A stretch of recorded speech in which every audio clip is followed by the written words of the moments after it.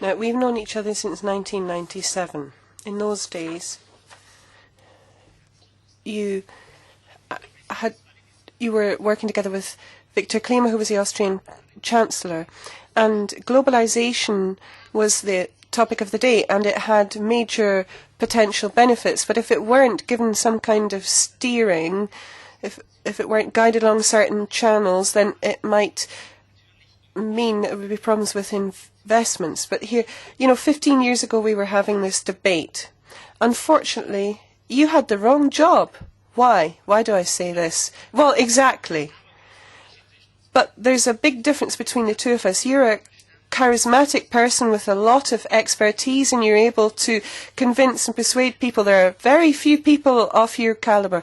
Now, you are a great European, and the wrong job is that what we got was what we managed to get. There were too few Luxembourg presidents, because if most Europeans had had a chance, they would have liked to have had you as the Commission President in 1999, 2004, 2009. And really, imagine what Europe would look like if Jean-Claude Juncker had been at the helm rather than the ones that we have seen at the helm and have had at the helm. Now, you would not only have had the visions that you always put forward so credibly, but there would have been a momentum involved, and we envy the Americans for that, because they are able to bring forward these charismatic, very able and capable candidates, and it's really a shame that we didn't see a success there. That would have had major consequences, because there are so few of your ilk, so few of your caliber. And what we've seen is the community method not being used to the fullest. So I'm convinced that if we had had Jean-Claude Juncker at the head of the European Union, Nice in the year 2000 would never have assumed the contours that it did. We wouldn't have had it. And this was sort of like the fall, as it were.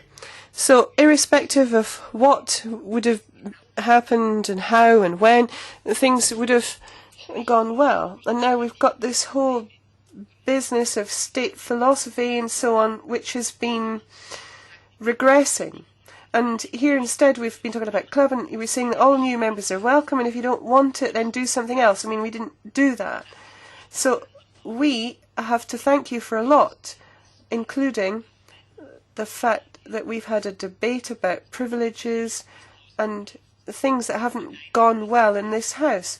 And we've had the statute for members whilst you've been in charge.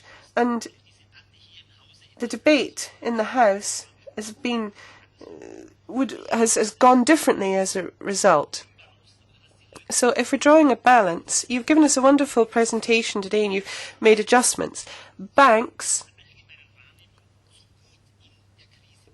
have been helped out too much, in a sense, in the crisis, and the social dimension has taken a back seat. And I'm convinced that if you had been the President of the Commission, issues which you have broached today would have been resolved far earlier, they would have been approached far more energetically and far more intensively. If we're talking about participation of citizens, for example, once again, I'm convinced, and perhaps it's a bit funny coming from the left when you talk in these terms, but I've got almost 18 years of political experience in this House, but I think we would have made further progress there too. If we're talking about the participation of civic society in the European Union with the opportunities available, and the European project would have been something that they could have felt was their own project, something close to their heart. Now, whenever I go to the USA, to Harvard and Berkeley, they always ask me, why didn't you let somebody like Mr. Juncker take the helm? Well, Jean-Claude, I hope that personally you will not just have a very long life in terms of your lifespan as such, but I hope that professionally you'll have a very long life too. And in 2014 I'd love to see you as the President of the European Commission. Now, perhaps that's even more objective than what Mr. Sven Giegold said at the outset. Now, my question is simply, do you agree? Yes. Time is over. Ich möchte gerne hinzufügen, dass die But let me add that the debate will be better in terms of the objective element of the debate. In other words, members are very kind in heaping praise on me, but really I think a lot is somewhat exaggerated. I mean, without the Germans, it might have been possible for us to do some of the things that have been alluded to, but, you know, I don't feel that as a president of the Commission, or you have to be a president of the Commission or a president of the Council in order to